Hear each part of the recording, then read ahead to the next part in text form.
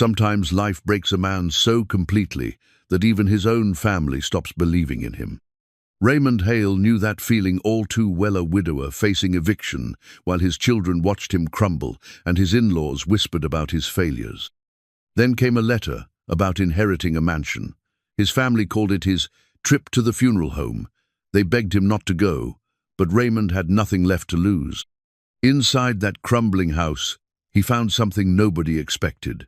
Hidden behind walls were secrets worth $133 million. But the money came with a strange condition that would change his life forever. What was so important that someone hid a fortune for decades, waiting for the right person to find it? Before we jump back in, tell us where you're tuning in from, and if this story touches you, make sure you're subscribed, because tomorrow I've saved something extra special for you. Raymond Hale sat in his cramped studio apartment, staring at the eviction notice that had been taped to his door 3 days ago. The paper felt heavy in his weathered hand, heavier than it should have been for something so thin. Around him, cardboard boxes held the remnants of what had once been a full life. Martha's books, the children's school photos, wedding china that hadn't seen a table in 2 years. The apartment smelled of instant coffee and defeat. Outside, the March rain drummed against windows that hadn't been properly cleaned since he'd moved in after the foreclosure. This place was supposed to be temporary, just until he got back on his feet. That was 18 months ago. Martha's wedding ring sat on the small table beside him, catching what little light filtered through the grimy glass. He'd stopped wearing it 6 months after the funeral, not because the grief had lessened, but because his fingers had grown thin from too many meals of crackers and canned soup. The ring had become loose, threatening to slip off during his job interviews, the ones that used to come regularly, before word got around that Raymond Hale was the kind of man who fell apart when life got hard. He picked up the ring now, feeling its familiar weight. 28 years of marriage reduced to a simple gold band. Martha would have known what to do about the eviction notice. She always knew what to do. "Dad?" The voice came from his phone, tinny through the cheap speaker. He'd forgotten his daughter Sarah was still on the line. "I'm here, sweetheart." "Did you hear what I said about Mum's medical bills?" The collection agency called again. Raymond closed his eyes. Even in death, Martha's illness continued to drain what little he had left. The experimental treatments that hadn't worked, the specialist visits that had offered hope without results, the medications that had cost more than his monthly salary, all of it still demanded payment from a man who could barely afford his next meal. "I heard you, Sarah. I'm working on it." "Dad, you've been saying that for months. Michael and I have been talking." "Don't." The word came out sharper than he intended. "Don't you and your brother start making plans for me like I'm some helpless old man." The silence on the other end told him everything.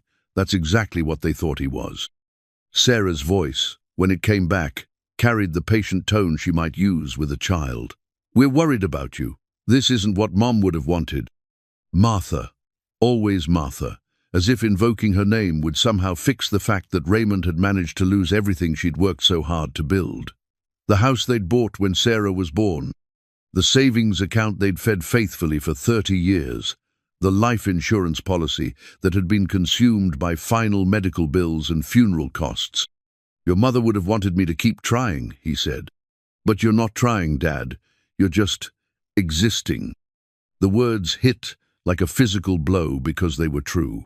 Since Martha's death, Raymond had been going through the motions of living without actually engaging with life. Job interviews where he sat like a ghost of his former self. Conversations with his children that felt scripted and hollow. Days that blended into weeks that meant nothing. "I got a letter today," he said, partly to change the subject, partly because the manila envelope on his kitchen counter had been nagging at his consciousness all afternoon. "From who?" "Some law firm in Massachusetts. About your great-aunt Cordelia." Sarah made a small sound of confusion. "Great-aunt who?" "Your mother's side. Cordelia Wickham. I barely remember meeting her at our wedding. She must have been in her 70s then." Raymond walked to the kitchen counter and picked up the envelope. The return address was embossed in elegant script. Hartwell, Morrison, Associates, Attorneys at Law. "She died last month. Apparently, she left me something." Left you what? Raymond tore open the envelope he'd been too afraid to touch earlier. Inside was a formal letter on heavy cream paper, the kind that whispered of old money and serious business. He read it aloud. Dear Mr. Hale, we regret to inform you of the passing of Mrs. Cordelia Elizabeth Wickham on February 14th of this year. As per her last will and testament, you have been named as the sole beneficiary of her estate, specifically the property known as Wickham Manor, located at 1847 Thornbury Lane, Millbrook, Massachusetts. Please contact our office at your earliest convenience to arrange transfer of ownership and discuss the terms of inheritance. Sarah was quiet for a long moment. Dad, that's wonderful. A house? Maybe you could sell it, pay off the debts. There's more. Raymond's eyes had found the second paragraph. It says here that the property comes with certain conditions that must be met within 90 days of inheritance, and that these conditions are explained in a sealed envelope that will be provided upon my arrival at the property. He set the letter down. It also mentions that the house has been vacant for 15 years. 15 years, Dad? What kind of shape could it be in? Raymond thought about that. A house left empty for 15 years in New England weather would be lucky to have a roof that didn't leak. The heating system would be shot, plumbing frozen and burst. Windows broken by storms or vandals. It would be a money pit, not a salvation. But then again, what did he have to lose? His phone buzzed with an incoming call. He glanced at the screen and felt his stomach tighten. Margaret, his mother-in-law. Martha's mother had never thought Raymond was good enough for her daughter, and the past 2 years had only confirmed her worst opinions. I have to take this, he told Sarah. Dad, don't let Grandma Margaret. He switched calls. Hello, Margaret. Raymond. Her voice carried its usual mixture of disappointment and barely controlled irritation. I just spoke with Sarah about your latest crisis, an eviction notice. Really? It's temporary. I'm handling it. Like you handled Martha's medical bills, like you handled keeping your job, like you handled everything else that's fallen apart since my daughter died. Each word was designed to cut, and Margaret wielded them with surgical precision. She'd never forgiven him for not being able to afford the experimental treatment in Switzerland, the one that might have given Martha 6 more months. Never mind that it would have cost more than Raymond made in 5 years. Never mind that Martha herself had refused to let him mortgage their future for a slim chance at extending her present. I called, Margaret continued, because I wanted to discuss Sarah and Michael's suggestion. There's a very nice assisted living facility here in Phoenix. Clean, affordable, with people your age. The children think it might be time. The children think I should be put out to pasture. The children think you need help. There's no shame in admitting you can't cope anymore, Raymond. Martha's gone. You've lost the house, the job, apparently soon the apartment. What's left to fight for? The question hung in the air like smoke. What was left to fight for? His dignity, maybe, though that felt like a luxury he could no longer afford. His children's respect, though that seemed to have died with Martha. The possibility that he might still have something to offer the world, though the evidence suggested otherwise. I might be coming into some property, he said. An inheritance. Margaret's laugh was sharp and humorless. From whom? Your side of the family never had 2 pennies to rub together. Martha's great-aunt, Cordelia Wickham.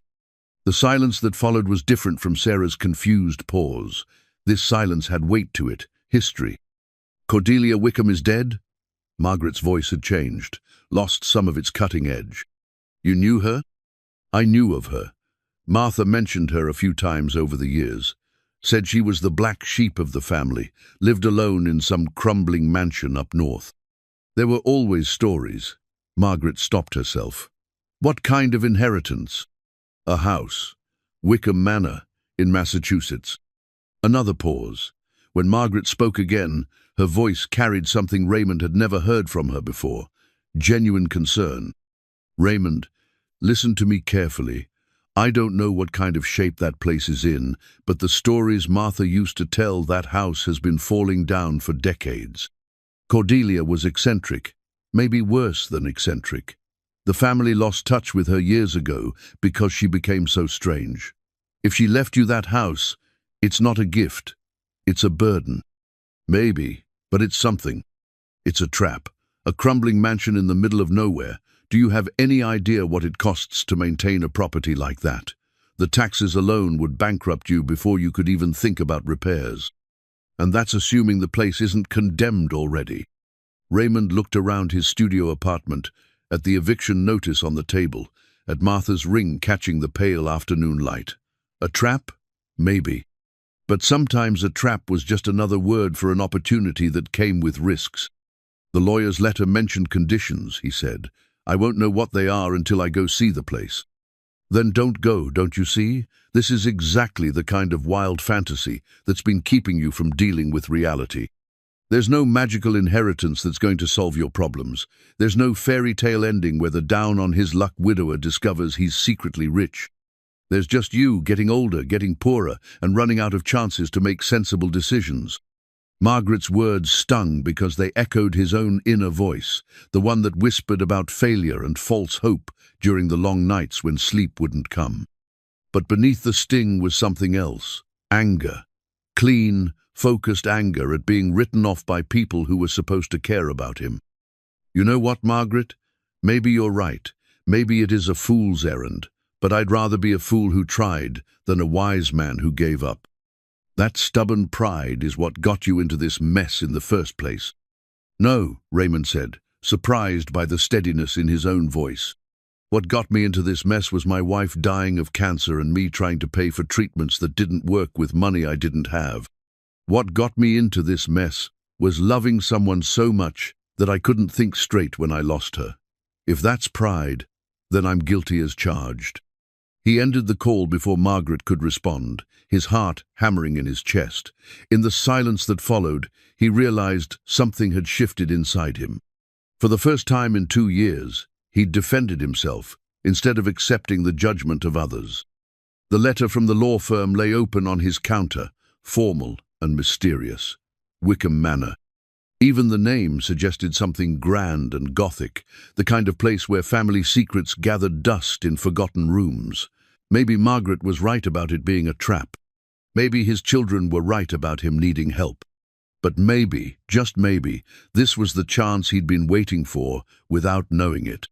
Not a chance to get rich, he wasn't naive enough to believe in fairy tale endings, but a chance to prove to himself and his family that Raymond Hale wasn't finished yet. He picked up Martha's ring again, feeling its weight. If he went to Massachusetts, he'd be taking her with him in the only way that mattered. And if the house turned out to be the disaster everyone predicted, at least he'd have tried something other than slowly disappearing in a studio apartment that smelled like defeat. Outside, the March rain continued to fall, washing the city clean for spring. Raymond made his decision the way Martha had taught him, to make all important decisions, with his heart leading and his head following close behind. Tomorrow, he would call the law firm and arrange to see his inheritance.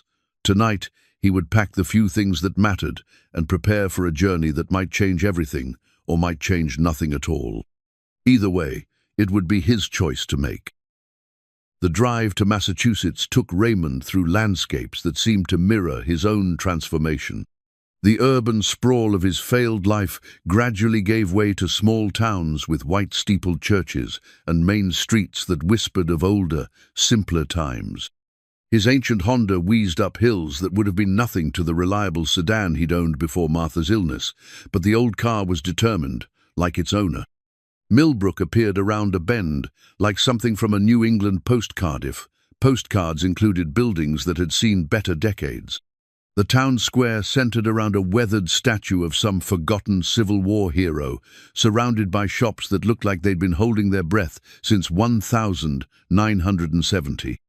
A hardware store with a hand-painted sign. A diner called May's with gingham curtains in the windows. A barber shop with the traditional red and white pole that might have been spinning since Eisenhower was president. Raymond pulled into May's parking lot, his GPS having lost signal 3 miles back. The gravel crunched under his feet as he approached the diner, noting how the screen door hung slightly crooked on its hinges. Inside, the smell of coffee and bacon grease created an atmosphere of permanent breakfast, and the waitress, a woman in her 60s with kind eyes and sensible shoes, looked up from wiping down the counter. "You lost, honey?" she asked, though her tone suggested she already knew the answer. "Looking for Thornbury Lane, number 1847. The diner went quiet. Raymond became aware that the three other customers, two men in work clothes and an elderly woman with a crossword puzzle, had all turned to look at him. The waitress set down her cleaning rag with the deliberate care of someone buying time to think. "You'd be Raymond Hale," she said. It wasn't a question. "Yes, ma'am. How did you—" "Small town, honey. Word gets around, especially when it concerns the Wickham place." She studied his face with the frankness of someone who'd spent decades reading people over coffee and pie. "You sure you want to go out there?" "I'm sure I need to." The waitress nodded as if this distinction mattered. "Thornbury Lane's about 2 miles north of here. Take the main road out of town, turn right at the old covered bridge. You can't miss it. It's the only covered bridge we got. Lane's on your left, but there's no sign anymore. Look for the stone pillars with the iron gates." One of the men at the counter, a fellow with graying temples and hands that spoke of honest work, turned on his stool. "Mister, I don't mean to pry, but that place has been empty for 15 years. Might not be safe for someone to stay there alone. I appreciate the concern." Cordelia was a good woman, the waitress added quickly, shooting the man a look that suggested this was a conversation they'd had before. "Eccentric maybe, but good-hearted. It's just that the house, well, it's been through some hard times." Raymond thanked them and ordered coffee for the road, noting how they watched him with the mixture of concern and curiosity that small towns reserved for outsiders walking into obvious trouble. The coffee was strong and honest, the kind Martha used to make on Saturday mornings when they had nowhere to be and all day to get there. The covered bridge was indeed impossible to miss, its weathered wood spanning a creek that chuckled over smooth stones. Beyond it, the road narrowed and the forest grew thicker, as if the modern world was gradually being filtered out. When the stone pillars appeared, Raymond's first thought was that they looked like sentries standing guard over secrets. The iron gates hung open, their hinges green with age and disuse. A chain that might once have secured them lay rusted in the tall grass. Beyond the gates, a drive disappeared into shadows cast by oak trees that had been old when his grandparents were young. Raymond drove slowly up the winding lane, his Honda's engine echoing strangely in the cathedral quiet of the ancient trees. The drive was longer than he'd expected, curving through what had once been carefully planned landscaping, but now resembled a battle between cultivation and wild nature. Rhododendron bushes had grown into small forests. Ivy covered what might have been decorative walls or garden structures, turning them into green mysteries. Then the trees parted, and Wickham Manor rose before him like something from a Gothic novel. His first thought was that the house was impossibly large. His second thought was that it was impossibly damaged. 3 stories of dark stone and timber rose against the grey March sky, with towers and gables that spoke of Victorian ambition and unlimited budgets. But time and weather had been harsh teachers. Windows were boarded up or broken. Sections of the roof sagged ominously. Ivy covered much of the structure, giving it the appearance of a building being slowly digested by the forest. Yet underneath the decay, Raymond could see the bones of something magnificent. The proportions were perfect, the craftsmanship evident even through years of neglect. This had been someone's dream house, their attempt to create something beautiful and lasting. The fact that it had failed made it more tragic, not less impressive. He parked in what had once been a circular drive, now more weeds than gravel, and sat for a moment staring up at his inheritance. Margaret's voice echoed in his memory. "It's not a gift, it's a burden." Maybe she was right. Maybe he was looking at the physical manifestation of his own life, something that had once held promise, but now stood as a monument to decay and lost hope. But there was something else, something that made him get out of the car despite his doubts. The house felt like it was waiting. Not malevolently, but patiently, the way Martha used to wait for him to work through his problems and reach the conclusions she'd already seen coming. The front door was massive, made of dark wood, that had weathered to the color of old pewter. A brass knocker in the shape of a lion's head hung at eye level, green with verdigris but still dignified. To the right of the door, a small brass plaque read, "Wickham Manor built 1887, restored with love." Raymond tried the door and found it locked, which was probably for the best given the condition of the building. He walked around the structure, noting broken shutters, damaged stonework, and gutters hanging at dangerous angles.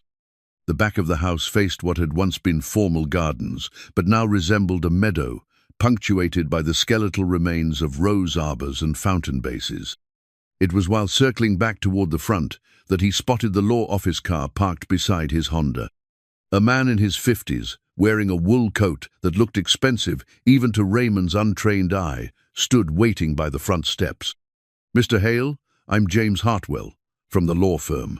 The attorney's handshake was firm, and his smile genuine. "I apologize for the ambush, but I wanted to be here when you first saw the property. How people react to Wickham Manor tells me a lot about whether they're likely to succeed with the inheritance. And how am I doing so far?" "Better than most." The last 3 potential heirs took one look and drove away. Hartwell produced a large brass key from his coat pocket. "Shall we go inside? I have Mrs. Wickham's letter for you, and there are things you need to understand about the terms of the inheritance." The key turned smoothly in the ancient lock, suggesting that someone had been maintaining at least the basic mechanisms. The front door opened into a foyer that took Raymond's breath away despite the dust and decay. The ceiling soared 20 feet above, supported by hand-carved beams that belonged in a cathedral. A grand staircase curved upward to a second-floor gallery, its banister carved with vines and flowers that seemed to move in the shifting light from broken windows. "Impressive, isn't it?" Hartwell said, his voice echoing in the vast space. "Even in this condition, you can see what it must have been like in its prime." Dust motes danced in shafts of sunlight that streamed through gaps in the boarded windows, creating an almost sacred atmosphere. The floors were wide plank hardwood, scarred and stained but solid beneath their feet. Doorways led off in multiple directions, promising rooms full of mysteries and memories. "Mrs. Wickham lived here alone for 40 years, Hartwell continued, leading Raymond into what had once been a sitting room. "She was quite elderly when she passed, but she maintained the essential systems right up until the end. The house has good bones, structurally sound despite appearances." They walked through rooms that spoke of faded grandeur, a library with floor-to-ceiling shelves, most still filled with leather-bound volumes, a dining room dominated by a table that could seat 20, a kitchen that belonged in a restaurant but hadn't seen use in years. Each room told stories of a life lived alone but not lonely, of someone who had chosen solitude but surrounded herself with beautiful things. "Now," Hartwell said, stopping in what had been the manor's morning room, "let me explain the terms of your inheritance." He produced an envelope from his briefcase, cream-colored and sealed with red wax. Mrs. Wickham was very specific about how this should be handled. Raymond took the envelope, noting that his name was written across the front in an elegant, old-fashioned hand. The wax seal bore the impression of the same lion's head that adorned the front door knocker. "Before you open that," Hartwell said, "I need to explain the legal framework. You have 90 days from today to meet certain conditions that Mrs. Wickham has outlined in her letter. If you succeed, the house and all its contents become yours, free and clear. If you fail, or if you choose not to attempt the conditions, the property reverts to the Historical Society and will likely be demolished." "Demolished?" "The maintenance costs are prohibitive for a non-profit organization. The most practical solution would be to tear it down and sell the land for development." Hartwell's expression was apologetic but matter-of-fact. Mrs. Wickham was aware of this. She designed the inheritance specifically to find someone who would save the house, not just own it. Raymond broke the wax seal and unfolded the letter inside. The paper was heavy, expensive, and the handwriting was the same elegant script as his name on the envelope. "My dear Raymond," the letter began, "if you are reading this, then I have passed away and you have chosen to come see what your eccentric great-aunt-in-law has left you. I hope you are not too dismayed by the condition of my beloved home. It has seen better days, as have we all, but it still holds wonders for those willing to look beneath the surface. Raymond continued reading, his amazement growing with each paragraph. Cordelia's letter revealed not just the conditions of inheritance, but the reason she had chosen him specifically. She had been following his life from a distance, had known about Martha's illness, about his financial struggles, about his children's loss of faith in him. "You may wonder why I have chosen you for this task," the letter continued, "when we barely knew each other in life. The answer is simple.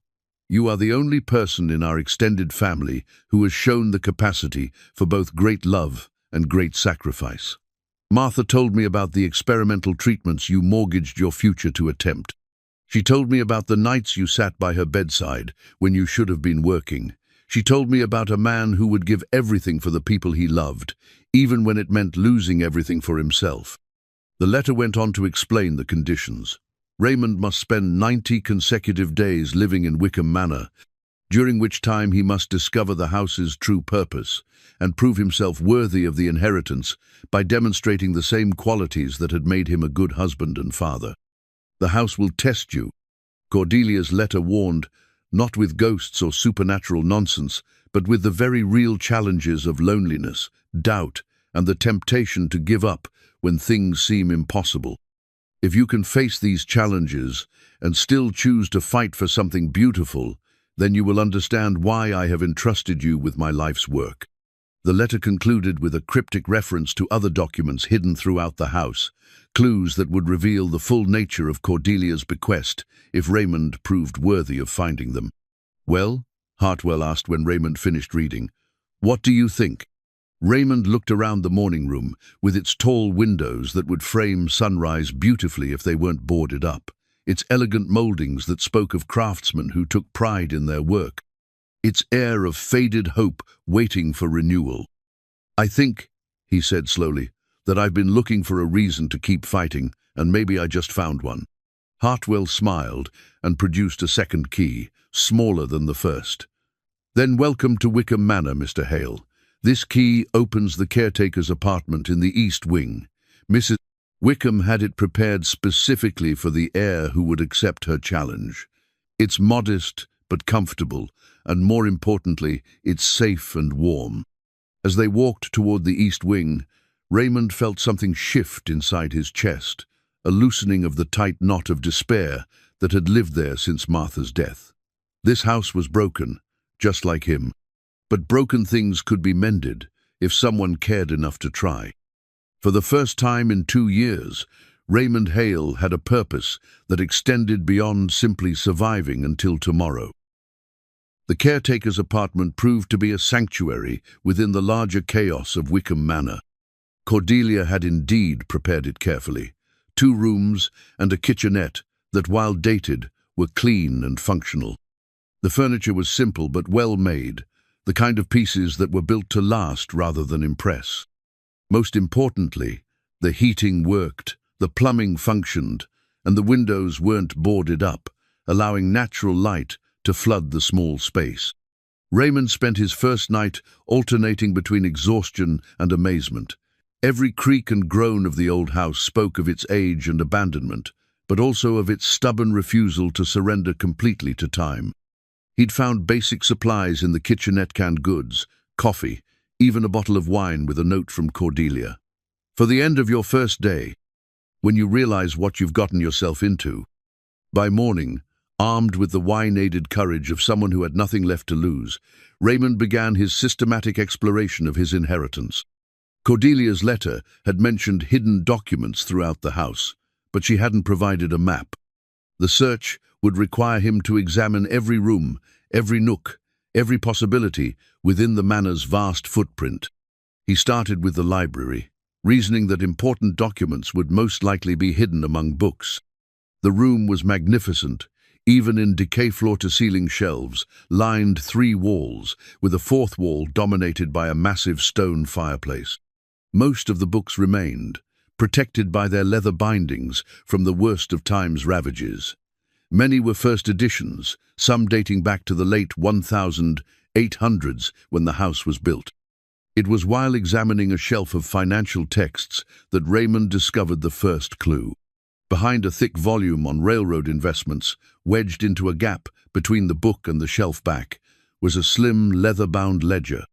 Unlike the other books, this one showed signs of regular use. The leather was worn smooth by handling, and bookmarks made of fabric ribbon marked several pages. The ledger was filled with entries in Cordelia's handwriting, but they weren't typical household accounts. Instead, they were records of charitable donations, each entry meticulously detailed.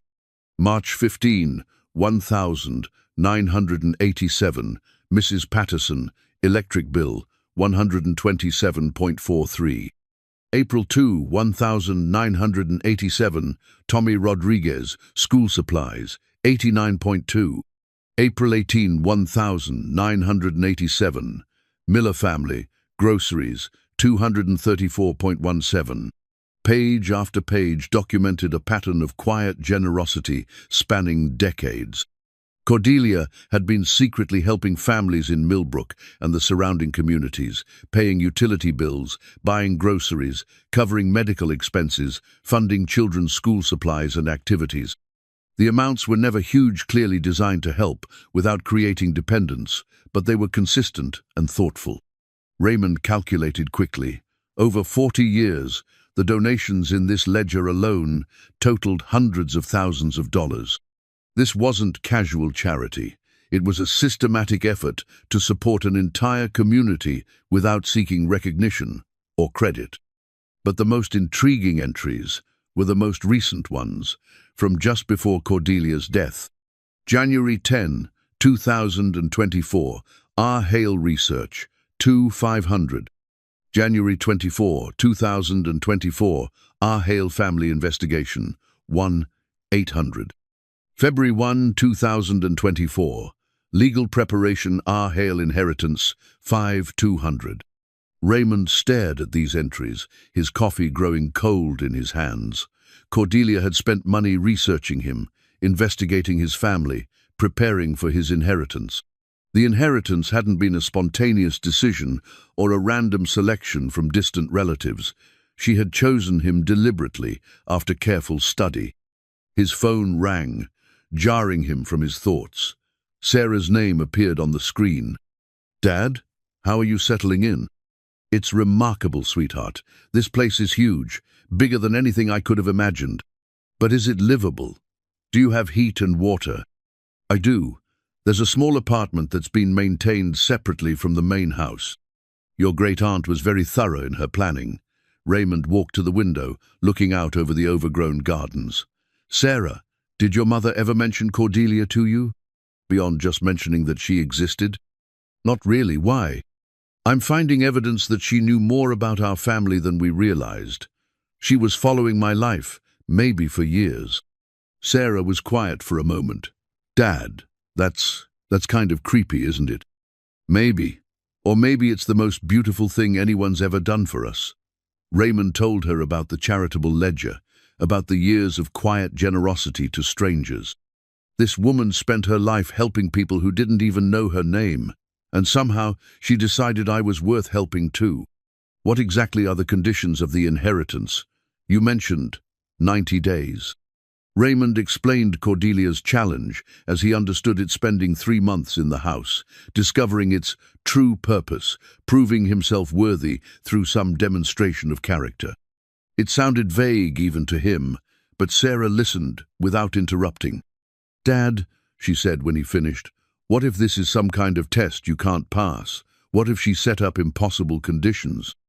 Then I'll have spent 3 months in a beautiful house, learning about a remarkable woman, instead of sitting in that apartment, waiting for the eviction sheriff." Raymond surprised himself with the conviction in his voice. "Either way, it's better than what I was doing." After the call, Raymond continued his exploration with renewed purpose. The ledger was clearly just the beginning. Cordelia's letter had promised multiple clues throughout the house.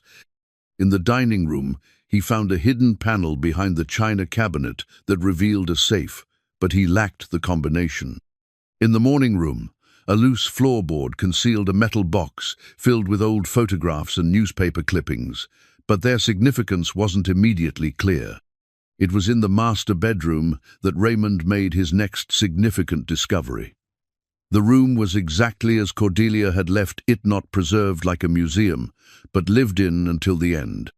Her reading glasses sat on the nightstand beside a half-finished crossword puzzle. A sweater was draped over the chair by the window, as if she'd just taken it off. But it was the desk in the corner that drew his attention. Unlike everything else in the room, the desk showed signs of recent activity. Papers were stacked neatly, pens arranged in a holder, a calendar open to February 2024, the month Cordelia died. The calendar was marked with appointments: Doctor 2:0, Lawyer 10:30, final preparations. But it was the notation on February 13th, the day before she died, that stopped Raymond cold.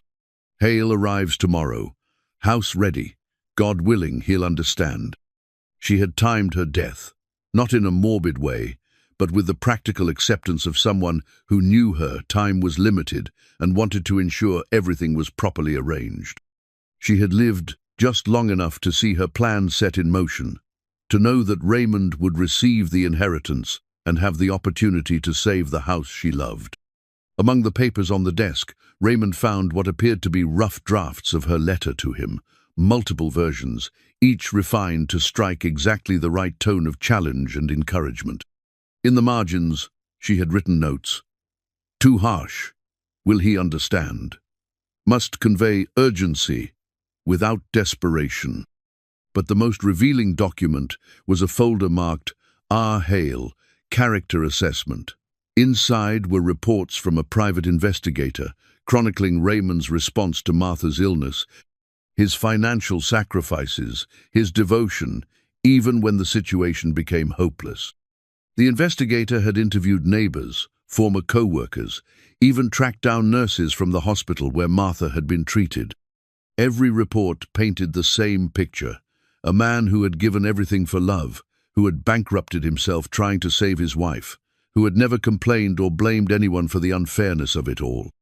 The investigator's final summary was brief but powerful. Subject demonstrates exceptional character under extreme duress. Recommendation: ideal candidate for Mrs. Wickham's purposes. Raymond sat heavily in Cordelia's chair, overwhelmed by the scope of her planning and the depth of her faith in him. She had bet everything on a man she barely knew, based on reports from strangers who had observed him during the worst period of his life. The weight of that trust was almost unbearable. His phone buzzed with a text from Michael. Mom's anniversary is next month. Will you be back in time? The anniversary of Martha's death. Raymond had dreaded its approach, had been planning to spend it alone in his studio apartment, surrounded by boxes and memories. But now he realized he would spend it here, in this house that Martha's distant relative had entrusted to his care. The symmetry felt intentional, another aspect of Cordelia's careful planning. That evening, as Raymond prepared a simple dinner in the caretaker's kitchen, he found himself talking aloud to the empty house. It felt natural, not crazy the way he used to talk to Martha while cooking, sharing the day's thoughts and discoveries. I think I'm beginning to understand what you wanted, he said to Cordelia's spirit, if such things existed. This isn't just about saving a house. It's about proving that broken things can be repaired, that people written off by the world can still have value. Outside, the March wind howled through the ancient oaks, but inside the caretaker's apartment, Raymond felt warmer than he had in months. He had work to do, mysteries to solve, a trust to either earn or fulfill. For the first time since Martha's death, tomorrow felt like it might bring something other than mere survival. The Victorian ledger sat open on his small table, its pages filled with evidence of one woman's quiet revolution against despair. Raymond studied the entries, beginning to see patterns in Cordelia's giving, understanding that each donation had been carefully calculated not just for maximum impact, but for minimum visibility. She had been a secret guardian angel to her community, and now she was asking him to carry on that legacy. The question was whether a man who had lost everything could find the strength to give to others who had even less. Raymond woke on his third morning at Wickham Manor to the sound of metal scraping against stone. From his apartment window, he could see a man in work clothes examining the manor's foundation, making notes on a clipboard. The stranger looked official, the kind of person who carried authority in the set of his shoulders and the thoroughness of his inspection. By the time Raymond dressed and made his way outside, the man had moved to the front steps and was photographing damage to the stonework. He looked up as Raymond approached, his expression neutral but assessing. "You'd be the new owner," the man said. It wasn't a question. "Raymond Hale. And you are?" "Building inspector. Town sent me out to do a safety assessment." He gestured toward the manor with his pen. "Been getting some calls about this place, people concerned about structural integrity." Raymond felt a chill that had nothing to do with the morning air. "What kind of calls?" "Anonymous tips. Someone saying the building's unsafe, might collapse, could be a danger to anyone staying here." The inspector's tone was professionally neutral, but his eyes were sympathetic. "Look, Mr. Hale, I've been doing this job for 20 years. This house has good bones, needs work sure, but it's not going anywhere. Someone's trying to make trouble for you." "Any idea who?" "Could be anybody. Sometimes when a property like this changes hands, people get nervous about what might happen to the neighborhood. Sometimes it's developers hoping to force a quick sale." The inspector tucked his clipboard under his arm. "My report's going to say the house is structurally sound, but needs cosmetic and weatherproofing work. Nothing that would require evacuation or condemnation." After the inspector left, Raymond felt the first real stirring of unease since arriving at the manor. Someone wanted him gone, wanted him to fail Cordelia's test. But who and why? The answer began to emerge when he made his second significant discovery of the week.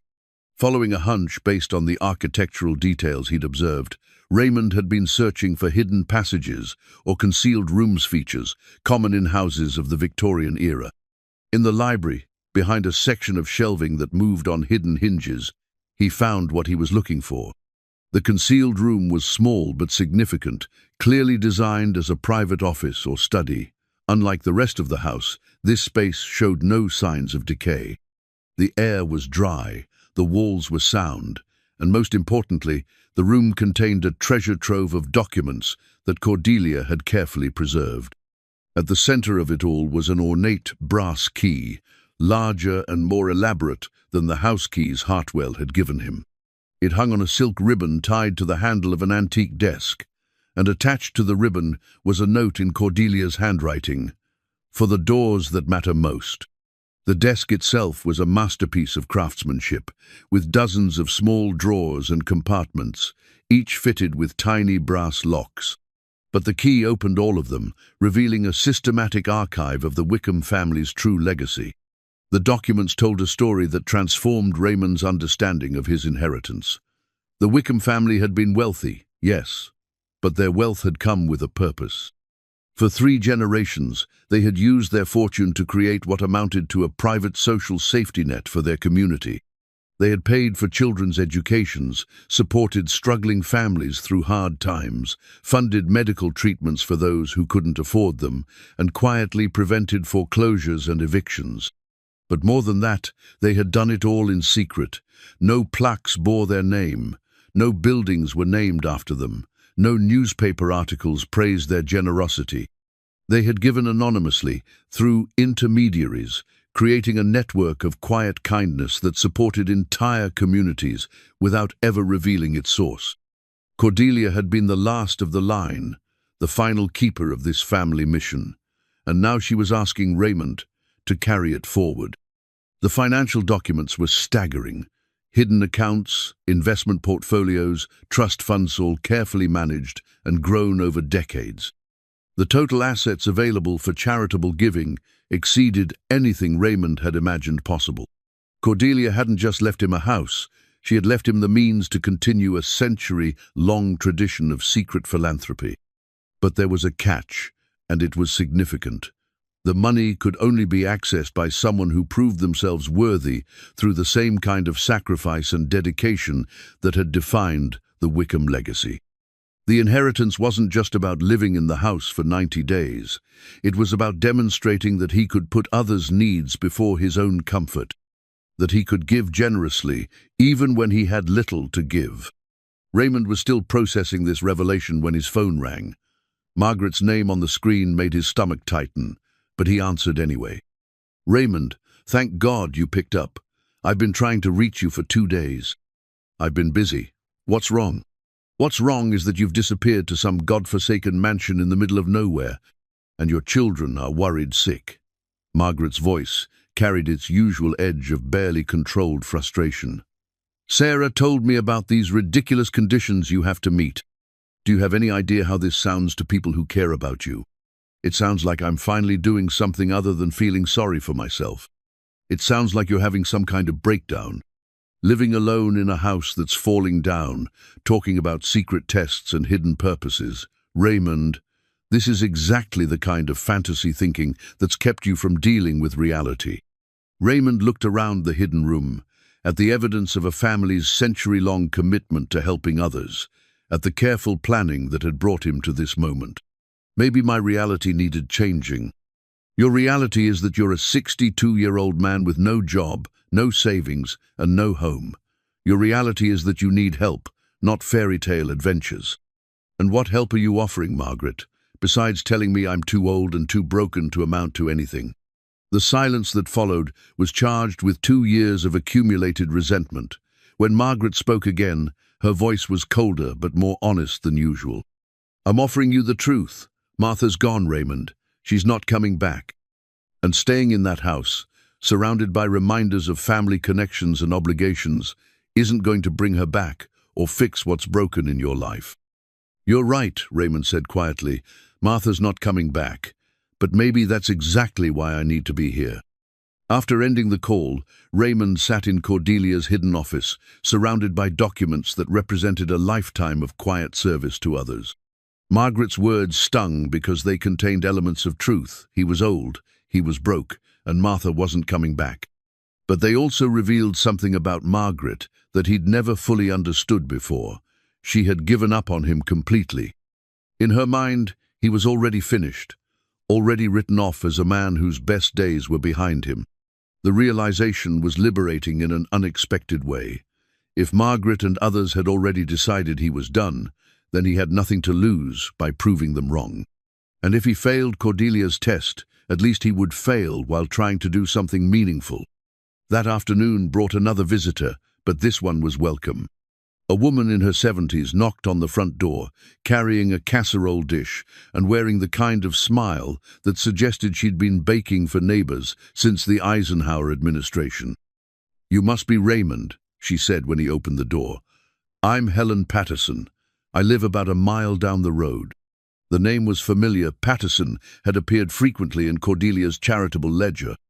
Helen's electricity bills, her granddaughter's school supplies, her husband's medical expenses during his final illness. Cordelia had been quietly supporting this woman for decades. "I wanted to welcome you to the neighborhood," Helen continued, "and to say thank you." "Thank you for what?" Helen's eyes grew misty. "For caring enough about Cordelia's memory to try to save this place. She was a saint, you know. Never married, never had children of her own, but she mothered half the county without anyone realizing it. Did you know about her helping people?" "Not for years. I thought I was just lucky bills that somehow got paid when I couldn't manage them. Surprise scholarships for my granddaughter, medical bills that disappeared mysteriously. It wasn't until near the end, when Cordelia got sick, that she told me the truth." Helen wiped her eyes with a handkerchief that looked as old as she was. "She said someone needed to know, in case something happened to her before she could arrange for the work to continue. And now she's arranged for it to continue." "Has she? Are you planning to stay?"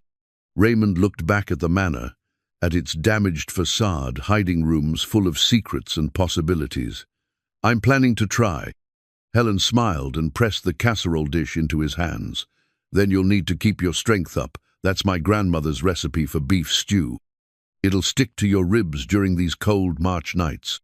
That evening, as Raymond ate Helen's stew and studied Cordelia's documents by lamplight, He felt something he hadn't experienced in 2 years, a sense of belonging. Not to a place, exactly, but to a purpose. Cordelia had spent her life quietly making things better for people who didn't even know her name. She was asking him to carry on that tradition, to become part of something larger than his own grief and failure. The brass key lay on the desk beside him, warm from handling. Tomorrow, he would continue exploring the house, looking for the other doors it might open.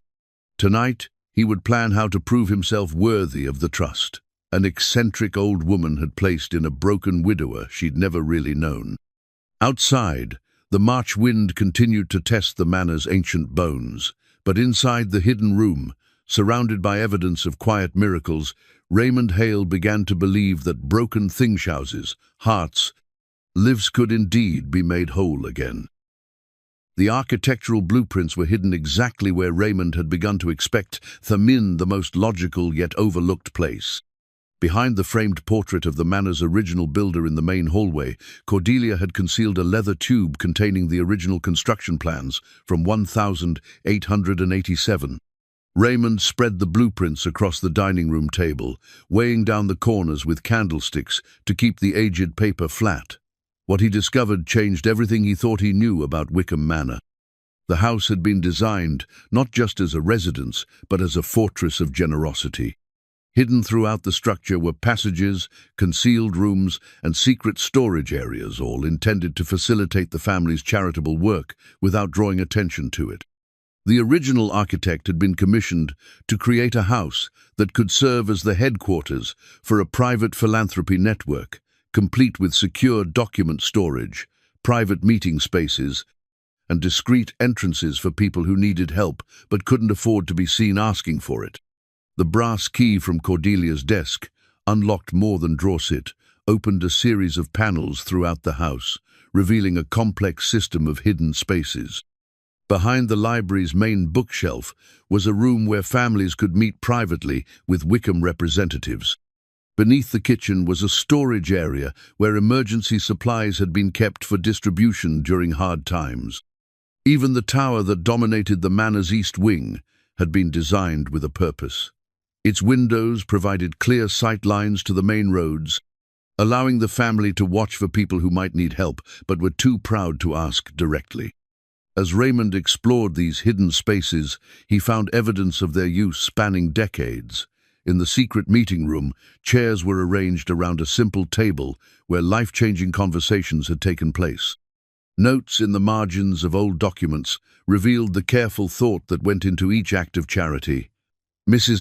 Henderson Pride issue, arrange anonymous scholarship. Murphy family father unemployed, arrange temporary work through intermediary. Emergency medical fund established with Dr. Williams, no questions asked. The Wickhams hadn't just given money, they had created an entire infrastructure of kindness, a shadow welfare system that operated through discretion and genuine care for their neighbors' dignity. But the blueprints also revealed something troubling. Several of the hidden passages showed signs of recent use: footprints in the dust, disturbed cobwebs, even fresh scratches on some of the door mechanisms. Someone else had been in these spaces, someone who knew about the house's secrets. Raymond's phone buzzed with a text from Sarah. "Dad, someone called asking questions about you and the house. Said they were from a historical society, but something felt off. Are you okay?"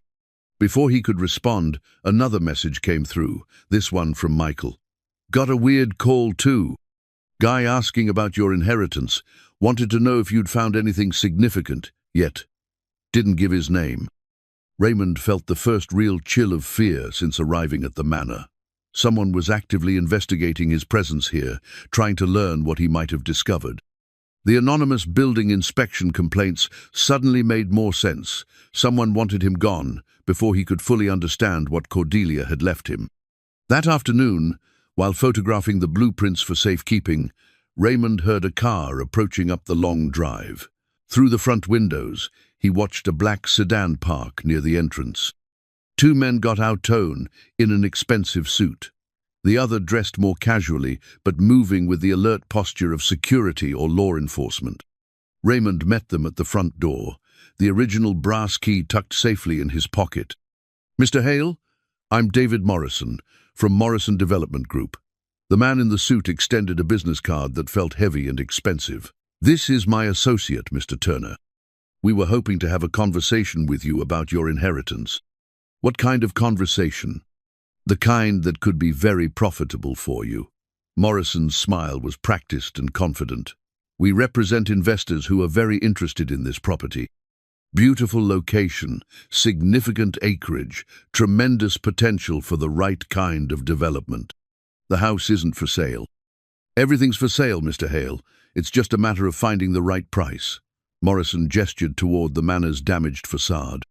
Look, we understand you're trying to honor Mrs. Wickham's wishes, but let's be realistic. This place needs millions in repairs just to be habitable. The heating system alone is probably 50 years out of date. The electrical work would require complete rewiring. The roof needs to be entirely rebuilt. Turner, the quiet associate, spoke for the first time. We've done our research, Mr. Hale. You're not in a financial position to take on a project like this, but we are. My financial position is my own business. Of course, Morrison said smoothly. But consider this. We're prepared to offer you $5 million, cash, for the property as it stands. No inspections, no contingencies, closing within 30 days.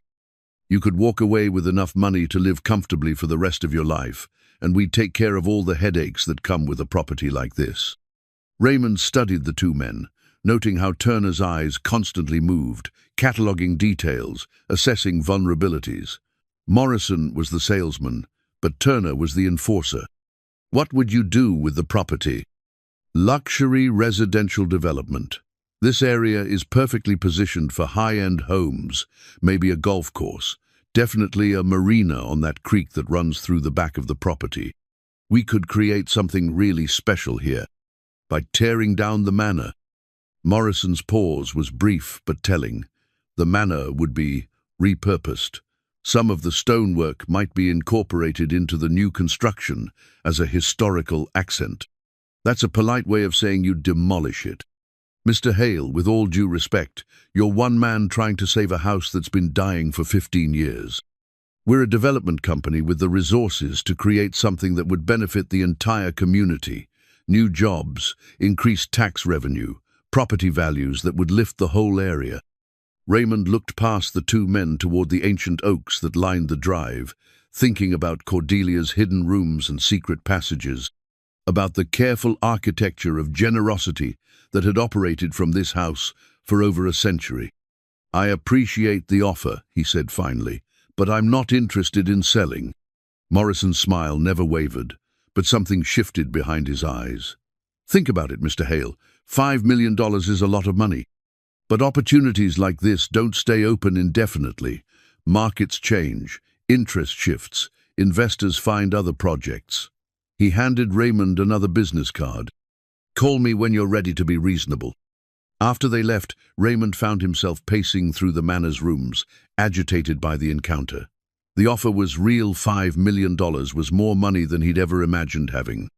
It would solve every financial problem he'd ever faced, would allow him to help his children, would give him security for the rest of his life. But it would also mean the end of everything Cordelia had worked to preserve. The manor would be torn down, its hidden rooms and secret passages destroyed, its century-long mission of quiet charity erased forever. The very infrastructure of kindness that the Wickham family had built would be bulldozed to make room for a golf course. That evening, Raymond called Sarah to warn her about Morrison's people, but the conversation took an unexpected turn. Dad, maybe you should consider their offer. Sarah. No, hear me out. $5 million, Dad. Think about what that could mean. You could buy a nice house, help Michael and me with our mortgages, maybe even start a college fund for your future grandchildren. You could be comfortable, secure, respected again. Respected? You know what I mean. People would see that you made a smart business decision, that you knew when to take a good deal, instead of, she paused, searching for diplomatic words. Instead of what? Instead of a stubborn old man trying to restore a house that's too far gone to save. The words hung in the air between them, honest and painful. Sarah wasn't being cruel. She was being practical, looking out for his welfare the way Margaret had trained her to do. But she was also revealing that she, like the others, had stopped believing in him. "What if the house isn't too far gone?" Raymond asked quietly. "What if it just needs someone who believes it's worth saving?" "Dad, I love your optimism, I really do. But this isn't about believing in fairy tales. This is about making smart choices with the time you have left." After the call ended, Raymond stood in the manor's grand foyer, looking up at the carved ceiling that had been crafted by artisans who took pride in their work, who built things to last. Sarah was wrong about one thing. This wasn't about fairy tales or unrealistic optimism. This was about understanding that some things were worth preserving, even when preservation was difficult. The architectural blueprints lay spread across the dining room table, revealing the careful thought that had gone into creating a house designed for generosity. Tomorrow, he would continue exploring the passages and hidden rooms, learning more about the Wickham legacy. Tonight, he would study the financial documents Cordelia had left him, beginning to understand the true scope of the trust he'd been asked to protect. Morrison Development Group would have to find another property for their golf course. Wickham Manor had work to do. The trust document was hidden in the last place Raymond would have thought to look, inside the base of the grandfather clock that dominated the manor's main hallway.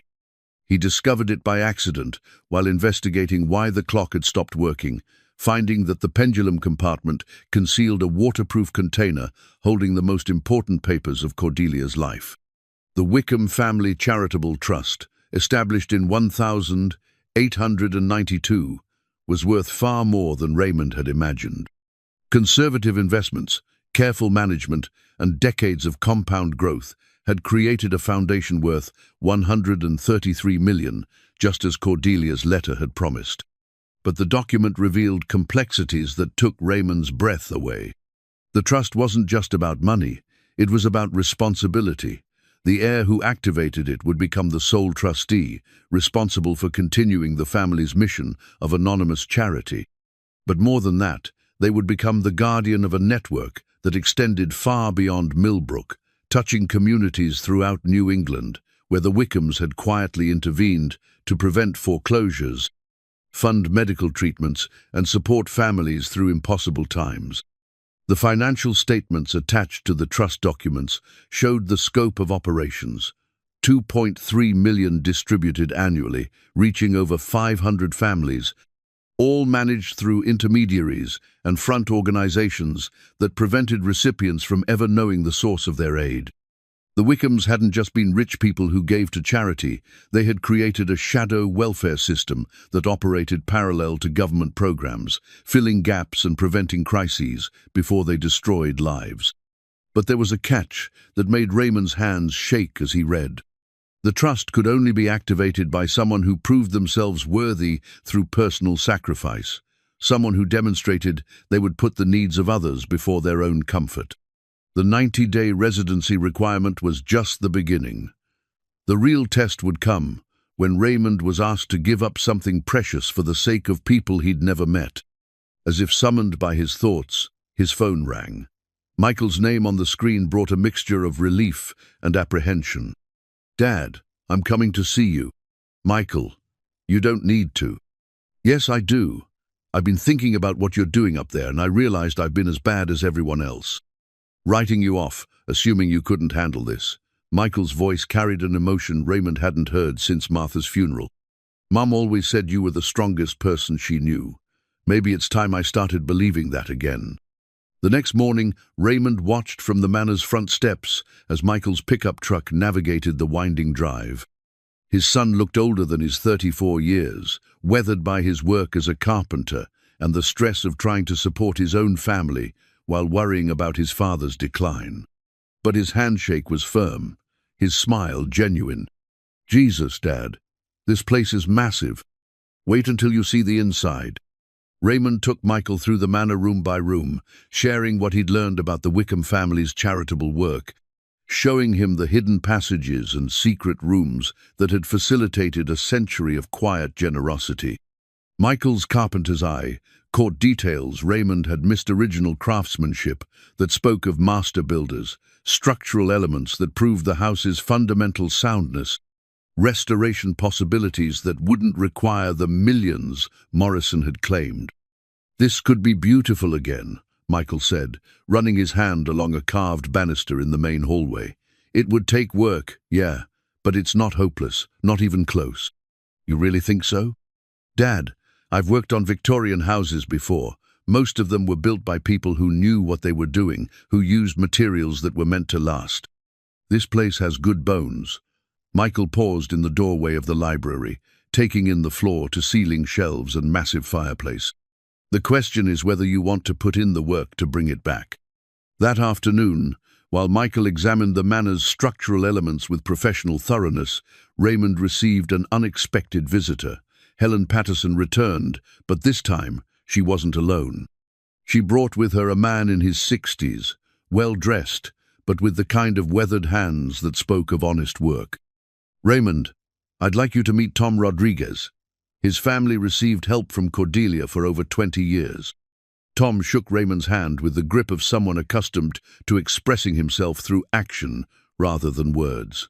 "Mrs. Patterson told me you might be continuing Mrs. Wickham's work. I wanted to thank you in person. I haven't done anything yet." "Maybe not, but you're trying. That's more than anyone else has done." Tom's voice carried the weight of deep gratitude. "Cordelia saved my family when my son got sick. Leukemia, when he was 12. Insurance wouldn't cover the experimental treatment he needed. We were facing bankruptcy, maybe losing him." "What happened?" "Someone anonymous paid for everything. The treatment, the travel costs, even our mortgage payments while I took time off work to be with Tommy in the hospital." Tom's eyes grew bright with unshed tears. "My son is 32 now, has kids of his own. All because a woman I never met decided his life was worth saving." Helen stepped forward, her own eyes misty. "There are dozens of stories like Tom's, families who don't even know they were helped by the Wickhams. Cordelia kept it all secret, but some of us figured it out over the years. And now she's asked you to carry it forward." Tom added, "Helen says you're not sure if you're the right person for the job. I'm here to tell you that anyone Cordelia chose has already proven themselves worthy." After Helen and Tom left, Raymond found Michael in the kitchen, examining the old appliances with the critical eye of someone who understood mechanical systems. "Dad, can I ask you something?" "Of course." "Are you doing this for the right reasons?" Raymond was quiet for a moment, considering the question. "What do you think the right reasons would be?" "Not to prove something to Grandma Margaret. Not to show Sarah and me that we were wrong about you. Not even to honor Mom's memory, though I know that's part of it." Michael turned to face his father directly. "The right reason would be because you believe this work is important, because you want to help people who need it. And if I'm not sure I believe in myself enough to help anyone, then maybe helping other people is how you learn to believe in yourself again." That evening, Michael helped Raymond prepare dinner in the caretaker's apartment, the first time they'd cooked together since Michael was a teenager, helping with weekend breakfasts. The conversation was easy, natural, touching on memories of Martha, hopes for the future, fears about whether Raymond was making the right choice. "The development company offered me $5 million, Raymond said as they sat down to eat. Michael set down his fork. $5 million? Cash, no contingencies. I could walk away tomorrow and never have to worry about money again. But you're not going to." "I don't think so, but I wanted you to know what I was turning down." Michael was quiet for a long time, processing the magnitude of the decision his father was making. "Dad, $5 million would solve a lot of problems. For you, for Sarah and me, for our kids someday. Yes, it would. But it would also mean the end of everything this place represents. The end of help for families like Tom Rodriguez's. The end of a system that's been saving lives for over a century." Raymond nodded, grateful that his son understood the true scope of the choice. "Then you're making the right decision," Michael said simply. "Mom would be proud." That night, as Michael slept in one of the manor's renovated guest rooms, Raymond sat in Cordelia's hidden office, reading through more of the trust documents by lamplight. The papers revealed the careful thought that had gone into creating a sustainable system of charity, the legal protections that ensured the work could continue regardless of who served as trustee, the safeguards that prevented abuse or mismanagement of the funds. But they also revealed the personal cost of the work. Cordelia's private notes spoke of the loneliness that came with anonymous giving, the isolation of being unable to share the satisfaction of helping others, the burden of knowing about so much need in the world while being able to address only a fraction of it. The work is its own reward, she had written in one margin note, but it's also its own sacrifice. The trustee must be prepared to live quietly, to find satisfaction in results rather than recognition, to measure success by lives changed rather than thanks received. Raymond thought about his old life, the recognition he'd received at work, the respect of his neighbors, the simple pleasure of being known as a good husband and father. All of that would be different now. If he succeeded in becoming the trust's new guardian, he would return to a kind of invisibility, working behind the scenes to help people who would never know his name. But perhaps that was exactly what he needed, a purpose larger than his own grief, a mission that would require him to focus on others' needs rather than his own losses. For 2 years, he'd been trapped in the story of everything he'd lost.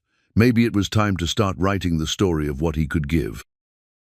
Cordelia's journal was hidden in the one place Raymond had avoided, exploring Martha's old sewing room in the caretaker's apartment. He'd been using the space as storage, piling boxes against the built-in cabinets without really examining them. It wasn't until Michael pointed out that one of the cabinets appeared to have a false back that Raymond discovered the narrow space behind it, containing a leather journal that would change everything he thought he knew about his inheritance. The journal's first entry was dated 5 years before Martha's death, and it began with words that stopped Raymond's heart. "Today I received Martha Hale's first letter. She writes beautifully about her husband Raymond, about his character and devotion, about her fears for what will happen to him if something happens to her." Raymond sank into the apartment's small armchair, his hands trembling as he turned the pages. Cordelia's journal revealed a correspondence that had lasted 3 years, dozens of letters between 2 women who had never met but who shared a deep concern for Raymond's future. Martha's letters, as described by Cordelia, painted a picture of a wife who knew she was dying and was desperately trying to arrange for her husband's salvation. She had researched her family genealogy, discovered her connection to Cordelia Wickham, and reached out with a proposal that was both heartbreaking and brilliant. "Martha has asked me to watch over Raymond after she's gone," Cordelia had written. "Not in the way a charity case might be watched over, but in the way a person of value might be given an opportunity to discover their true worth.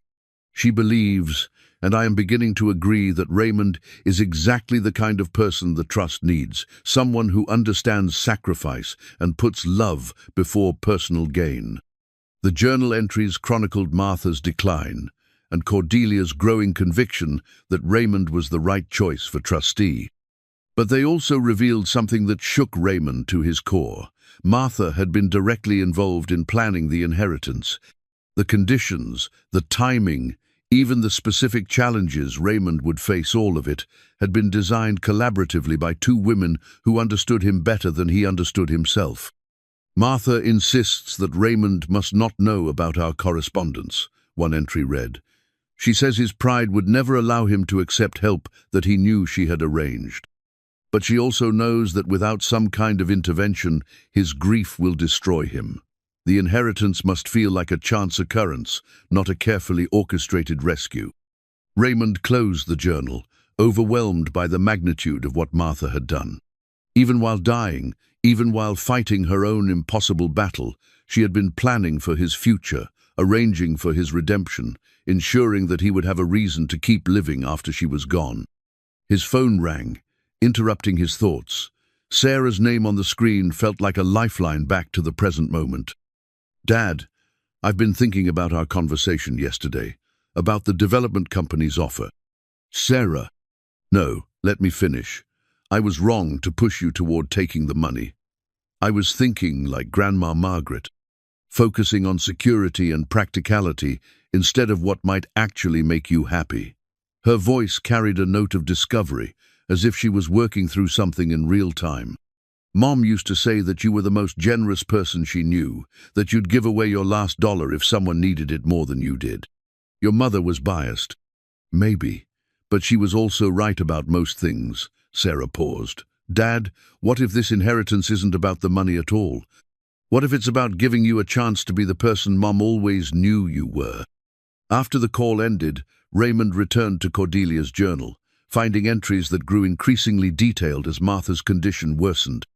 The two women had discussed not just the inheritance, but Raymond's personality, his strengths and weaknesses, his likely reactions to different scenarios.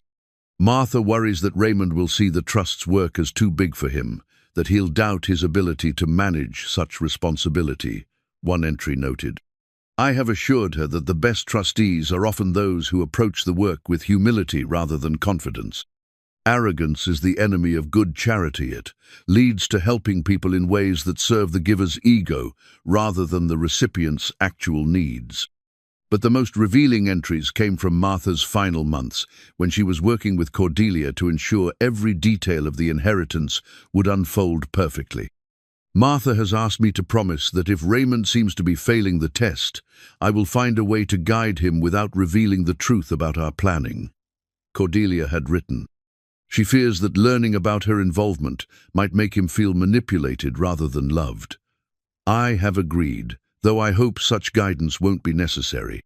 From Martha's descriptions, Raymond sounds like exactly the kind of man who will rise to meet a worthy challenge. The journal's final entries were written after Martha's death, describing Cordelia's private investigation into Raymond's character, her growing certainty that Martha had chosen well, and her own excitement about the prospect of finally meeting the man Martha had described with such obvious love. I had my investigator follow Raymond for 6 months after Martha's funeral, one entry read.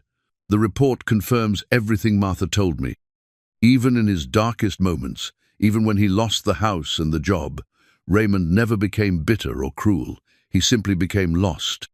The inheritance will give him a chance to find himself again, to discover that his capacity for love didn't die with Marthate, simply needs a new direction. Raymond set the journal aside and walked to the window, looking out over the manor's grounds as the late afternoon sun slanted through the ancient oaks. Everything he had experienced since arriving here, the mysterious letter, the perfect timing, even his growing connection to Cordelia's mission, had been orchestrated by Martha as her final gift to him. But rather than feeling manipulated, Raymond felt overwhelmed by the depth of Martha's love. She had known him well enough to understand that he would need a purpose larger than his own grief to survive her loss. She had arranged for him to inherit not just money or property, but a mission that would require him to be the best version of himself. The journal contained one final revelation that brought tears to Raymond's eyes. In Cordelia's last entry, written just days before her death, she had described a dream that felt more like a visitation. Martha came to me in my sleep last night. She thanked me for agreeing to help Raymond, and she told me something I found both beautiful and heartbreaking. She said that Raymond's greatest fear wasn't poverty or loneliness, it was the possibility that his life might not matter, that his capacity for love might go unused. The trust will show him that every life he touches matters, that love multiplied through service becomes something larger than either the giver or the receiver. That evening, Michael found Raymond sitting in the manor's library, surrounded by Cordelia's papers and Martha's revealed love. "You look like someone who's seen a ghost," Michael said, settling into the chair across from his father. "In a way, I have." Raymond told Michael about the journal, about Martha's secret correspondence with Cordelia, about the elaborate plan 2 dying women had crafted to save him from despair. Michael listened without interrupting, his expression moving from surprise to wonder to something approaching awe. "Mom planned all this?" "Every detail. The timing, the conditions, even the specific challenges I'd face. She knew me well enough to understand exactly what I'd need to find my way back to living, instead of just existing." "And you're okay with that? Knowing that it wasn't really random?" Raymond considered the question carefully. "I think I'm more than okay with it. I think I'm grateful beyond words that someone loved me enough to arrange for my redemption." They sat in comfortable silence for a while, father and son processing the magnitude of Martha's final act of love. Outside, the March evening was giving way to night, and the manor's windows glowed warmly in the darkness. "So what happens now?" Michael asked finally. "Now I stop worrying about whether I'm worthy of Cordelia's trust," Raymond said, "and start focusing on being worthy of Martha's faith in me." The plot twist had revealed the inheritance's true nature, not a random stroke of luck, but a carefully planned intervention designed by the person who had known and loved Raymond best. Martha had arranged for him to inherit not just the means to help others, but the opportunity to discover that his own life still had meaning and purpose. Tomorrow would bring new challenges, but tonight Raymond felt something he hadn't experienced since Martha's death, the certainty that he was exactly where he was supposed to be, doing exactly what he was meant to do. Martha's final gift wasn't just the inheritance, it was the knowledge that even in death, her love continued to guide him toward becoming the man she'd always believed him to be. Martha's secret letters were discovered in the most intimate hiding place of all, tucked inside the pages of the Bible that had sat on Cordelia's nightstand. Raymond found them while helping Michael inventory the manor's contents, each letter carefully preserved between tissue paper, arranged in chronological order to tell the story of two women planning a miracle. The letters revealed Martha's voice in a way that broke Raymond's heart and rebuilt it simultaneously.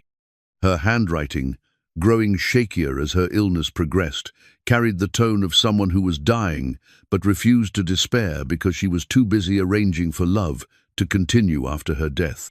"Dear Cordelia," the first letter began, "I am writing to you as a stranger who shares your family name and your commitment to helping others. My husband Raymond doesn't know I'm reaching out, and he cannot know until it's too late for his pride to interfere. I am dying, and I need to ensure that the man I love most in the world has a reason to keep living when I'm gone." Raymond read the letters aloud to Michael as they sat in Cordelia's bedroom. Both men moved to tears by Martha's clear-eyed assessment of her husband's character and her desperate hope that Cordelia would agree to save him from himself. "Raymond is the most generous man I have ever known," one letter continued, "but he has never learned to be generous with himself. He will blame himself for my death, for not being able to afford better treatments, for not being strong enough to save me. Without intervention, that guilt will destroy him. But give him other people to save, other lives to improve, and he will remember why his own life has value." The correspondence revealed the careful psychology behind every aspect of the inheritance. The 90-day residency requirement wasn't arbitrariate, was the amount of time Martha estimated Raymond would need to work through his initial resistance and begin to see possibilities rather than obstacles. The hidden clues and secret rooms weren't just mysterious, they were designed to make Raymond feel like an explorer, uncovering treasures rather than a charity case, receiving handouts. The house must challenge him, Martha had written, but not overwhelm him. He must feel that he's earning the inheritance through his own efforts, discovering its purpose through his own intelligence and determination. Only then will he accept the responsibility without feeling diminished by it. But the letters also revealed something that made Raymond's chest tight with emotion, Martha's absolute faith in his ability to rise to the challenge. Even while dying, even while watching him struggle with despair and self-doubt, she had never wavered in her belief that he possessed the strength and character necessary to become the trust's guardian. "I know my Raymond," she had written in one of her final letters. "Others see a man who has been broken by circumstances, but I see a man who has been refined by love. Every sacrifice he made for me, every sleepless night he spent caring for me, every dollar he spent trying to save Manon of it was wasted. It was preparation for becoming the kind of person who can carry forward the Wickham legacy." While Raymond absorbed the full magnitude of Martha's love and planning, the outside world was closing in on Wickham Manor. Morrison Development Group had escalated their pressure, sending surveyors to examine the property boundaries, filing permits for exploratory assessments, and spreading rumors in town about the manor's structural instability. More concerning were the signs that someone had been inside the house. Raymond and Michael discovered evidence of recent intrusions, doors that had been unlocked and relocked, papers that had been moved and replaced, even fresh footprints in some of the secret passages. Someone with knowledge of the manor's hidden spaces was conducting their own search, looking for something specific. The answer came when Tom Rodriguez called with disturbing news. "Raymond, I think you should know someone's been asking questions about you in town. Professional-looking guy, claiming to be a journalist writing about historic properties. But the questions weren't about architecture. He was asking about Mrs. Wickham's charity work, about whether anyone knew if she'd left behind records or documents." "What did you tell him?" "Nothing, because I don't trust him, but others might not be so careful. Word's getting around that you've inherited more than just a house, and that's making some people very interested in what you might have found." That evening, while Michael worked on securing the manor's entrances, Raymond called James Hartwell for legal advice. The attorney's voice was grave when he heard about the development company's escalating pressure and the mysterious inquiries about Cordelia's papers. "Mr. Hale, I think it's time you understood something about Mrs. Wickham's will that I was instructed not to reveal unless circumstances required it. There are people who have been waiting for her to die, people who suspected she was hiding significant assets. Your presence at the manor has confirmed their suspicions." "What kind of people?" "The kind who make their living identifying and exploiting vulnerable estates. They know you're not wealthy, they know you're grieving, and they're betting you'll eventually accept their offer rather than fight a prolonged battle over the inheritance." Hartwell explained that Morrison Development was likely a front for a larger consortium of investors who specialized in acquiring historic properties through a combination of legitimate offers and applied pressure. They would use building inspectors, zoning challenges, tax assessments, and other bureaucratic weapons to make ownership so difficult that most inheritors eventually sold just to escape the harassment. "The good news," Hartwell continued, "is that Mrs. Wickham anticipated exactly this scenario. She built legal protections into the trust that will activate once you successfully complete the inheritance conditions. But until then, you're vulnerable." "How vulnerable?" "They can't force you to sell, but they can make your life very difficult. The question is whether you're prepared to fight them for as long as it takes." Raymond looked around the caretaker's apartment, at Martha's letters spread across the small table, at the evidence of two women's careful planning for this exact moment. "I'm prepared." The next morning brought the most serious escalation yet. Raymond woke to find official notices posted on the manor's front gate. Building code violations, environmental impact assessments, historical preservation reviews. Each notice carried the threat of fines, work stoppages, or forced evacuations if not addressed within impossibly short timeframes. Michael studied the notices with the professional eye of someone who dealt with building bureaucracy before. "Dad, these are harassment tactics. Half of these violations don't even apply to residential properties, and the other half are for problems that have existed for years without anyone caring. Can we fight them?" "We can, but it'll be expensive and time-consuming." "Which is exactly what they want to drain your resources and patience until selling seems like the only reasonable option." That afternoon, Raymond received an unexpected ally. Helen Patterson arrived with a small convoy of neighbors: Tom Rodriguez, the waitress from May's Diner, the building inspector who had declared the house structurally sound, and a half-dozen others who had been helped by Cordelia's charity over the years. "We heard about the trouble you're having," Helen said, gesturing toward the official notices. "We wanted you to know that you're not fighting this alone." Tom stepped forward, carrying a folder thick with documents. "We've been documenting Morrison Development's tactics.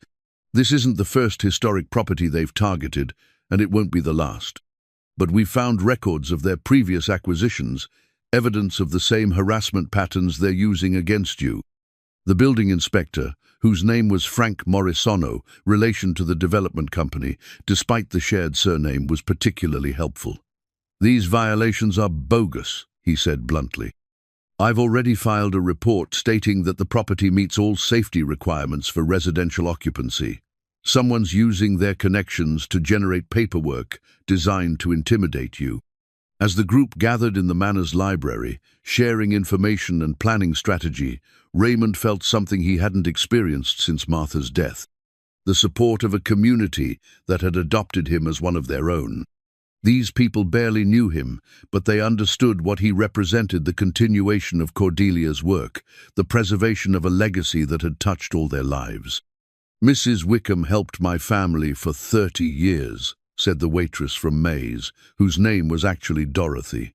"Never asked for thanks, never wanted recognition, just quiet help when we needed it most. If she chose you to carry on that work, then we're going to make sure you get the chance to do it." The meeting broke up with assignments. Tom would continue documenting Morrison Development's activities. Frank would challenge the building violations through proper channels. Helen would coordinate community support, and Dorothy would keep track of any strangers asking questions in town. That night, as Raymond and Michael prepared for what felt like an impending siege, Raymond realized that Martha's letters had revealed something beyond her careful planning. They had shown him that love doesn't end with death. It transforms into legacy, into community, into the kind of support that surrounds someone when they're fighting for something larger than themselves. "Dad," Michael said, as they secured the last of the manor's vulnerable windows, "are you sure you're ready for this fight? It's going to get worse before it gets better." Raymond looked around the library, at the evidence of the Wickham family's century-long commitment to helping others, at Martha's letters promising that he had the strength to carry forward their work, at the trust documents that would allow him to continue touching lives in ways he was only beginning to understand. "I'm ready," he said, and for the first time since Martha's death, he meant it completely. The climax was coming, the final test of whether a broken widower could become the guardian of a legacy built on love and sustained by sacrifice. But he wouldn't face it alone. Martha's planning had ensured that too. The golden compass was the final piece of Cordelia's elaborate puzzle, hidden exactly where Martha's letters had suggested it would be, inside the base of the manor's weather vane, accessible only through a narrow window in the tower's highest room. Raymond found it on his 87th day of residency, with just 3 days remaining to fulfill the inheritance conditions. The compass was a masterpiece of 19th-century craftsmanship, its brass case engraved with the Wickham family crest and inscribed with words that made Raymond's breath catch. "Love's true direction never changes." But this wasn't a navigation instrument in any conventional sense. Instead of pointing north, the needle pointed toward magnetic anomalies hidden throughout the manor locations where Cordelia had concealed the final elements necessary to activate the trust. Michael helped Raymond decipher the compass's function, noting how the needles swung toward different directions as they moved through the house. "It's like a treasure hunt," he said, "but the treasure is the key to unlocking your inheritance." The compass led them first to the kitchen's root cellar, where behind a wall of preserved goods they found a steel strongbox containing the trust's activation codes, numbers and passwords that would allow Raymond to access the charitable foundation's accounts and begin distributing aid to families in need. From there, the compass directed them to the manor's original master bedroom, where beneath a loose floorboard lay a leather portfolio filled with current case files. Cordelia had been maintaining detailed records of families throughout New England who needed help but were too proud to ask for it: single mothers struggling with medical bills, elderly couples facing foreclosure, children whose parents couldn't afford school supplies or college tuition. "Look at this," Michael said, studying one of the files. "She's got everything: financial records, family situations, even psychological profiles about the best ways to help without damaging people's dignity. This isn't just charity, it's a science." But the compass's final destination was the most important. It led them to a room Raymond had never seen before, concealed behind a bookshelf in Cordelia's private study. The hidden chamber contained what could only be described as a command center for the charitable trust filing cabinets full of case histories, communication equipment for coordinating with intermediaries, and a wall-mounted map showing the geographic scope of the Wickham family's influence. At the center of the room sat an antique desk, and on that desk was an envelope marked, "For Raymond to be opened when the compass brings you home." Inside the envelope was Cordelia's final letter, written in her distinctive handwriting, but with the shaky quality that indicated her failing health. "My dear Raymond, if you are reading this, you have proven yourself worthy in every way that matters. You have lived in this house for nearly 3 months, discovered its secrets, understood its purpose, and most importantly, chosen to stay despite the pressure to leave.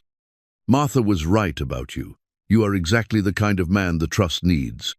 But now comes the final test, and it is not one I or Martha could prepare you for. Tomorrow, Morrison Development will make their final offer. They will present you with evidence of legal challenges that could drag on for years, costing you money you don't have and time you cannot spare. They will offer you a settlement that seems generous, but comes with conditions that would destroy everything the trust represents. You must choose between security and service, between personal comfort and continuing our work. Martha believed you would choose service, as she did when she spent her final months planning for your inheritance, rather than focusing on her own comfort. I believe she was right, but the choice must be yours alone.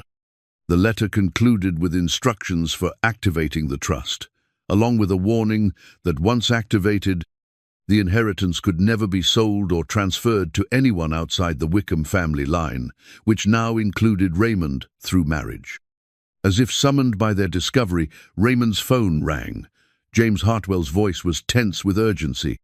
"Mr. Hale, Morrison Development has filed for an emergency court hearing tomorrow morning. They're claiming that your occupancy of the manor violates several county ordinances and that the property should be placed in receivership pending resolution of the building code violations." "Can they do that?" "They can try. I've prepared counter-arguments, but you need to understand what you're facing. This hearing will determine whether you maintain control of the property long enough to complete the inheritance conditions.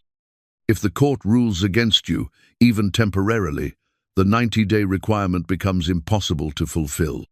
Raymond looked around the command center, at the evidence of generations of careful charity, at the files documenting families who needed help that only the trust could provide.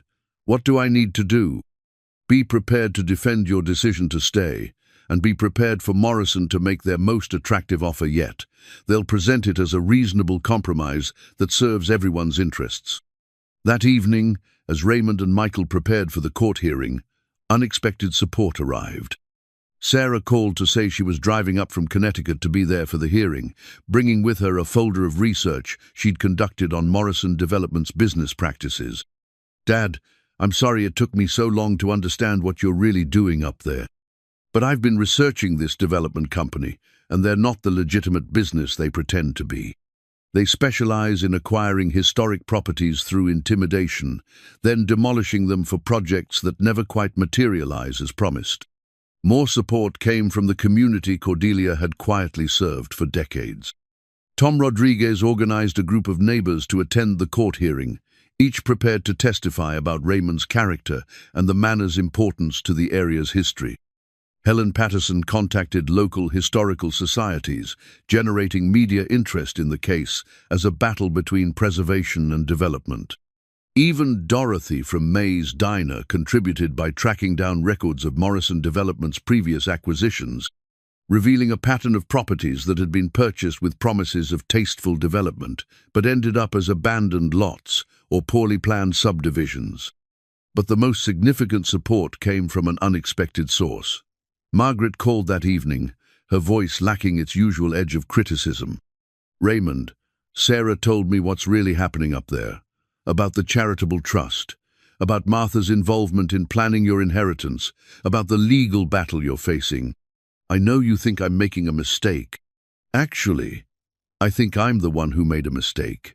I've been so focused on practical concerns, your financial security, your living situation, that I forgot to consider what would actually make you happy." Margaret paused, and when she continued, her voice was softer than Raymond had ever heard it. "Martha always said you were the most generous man she knew.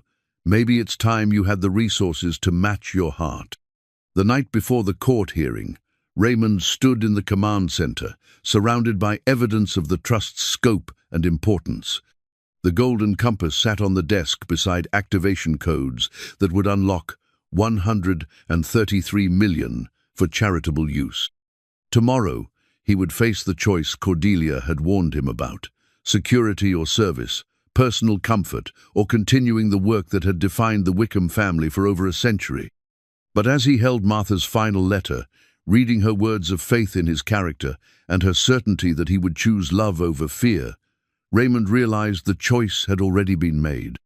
It had been made the moment he decided to stay in the manor despite the pressure to leave, the moment he chose to explore its secrets instead of accepting defeat, the moment he understood that some things were worth fighting for, even when the odds seemed impossible. The climax was here, the final test of everything Martha and Cordelia had believed about him. Tomorrow would determine whether a broken widower could become the guardian of a legacy built on love, sacrifice, and the quiet revolution of helping others without expecting recognition in return. The Foundation Charter was the document Raymond had been searching for without knowing it, the legal instrument that would transform Wickham Manor from a private residence into a charitable foundation, ensuring its protection from development while allowing the Trust's work to continue in perpetuity. The court hearing began at 9 in the morning in a small courtroom that felt too ordinary for the magnitude of what was being decided. Judge Patricia Coleman presided with the no-nonsense demeanor of someone who had seen every variety of legal maneuvering and wasn't impressed by any of it. Morrison Development came prepared for war. Their lead attorney presented a thick folder of documentation: building code violations, environmental concerns, neighbor complaints, safety assessments. They painted Raymond as a stubborn old man, endangering himself and others by living in a structurally unsound building that should be condemned. "Your Honor," the attorney argued, "Mr. Hale is a grieving widower who has made an emotional decision that puts him at serious risk. The responsible action is to place the property in receivership until proper safety evaluations can be completed." But James Hartwell was equally prepared. He presented Frank Morrison's official building inspection report, documentation of the harassment campaign against Raymond, and most importantly, evidence of the development company's pattern of acquiring historic properties under false pretenses. "Your Honor, this is not about building safety. This is about a development company trying to circumvent normal acquisition procedures by manufacturing a crisis that doesn't exist."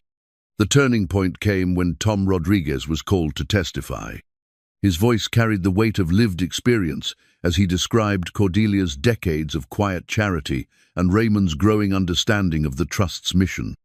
"Mrs. Wickham saved my son's life by paying for cancer treatment we couldn't afford. She helped dozens of families in this community without ever asking for recognition. Mr.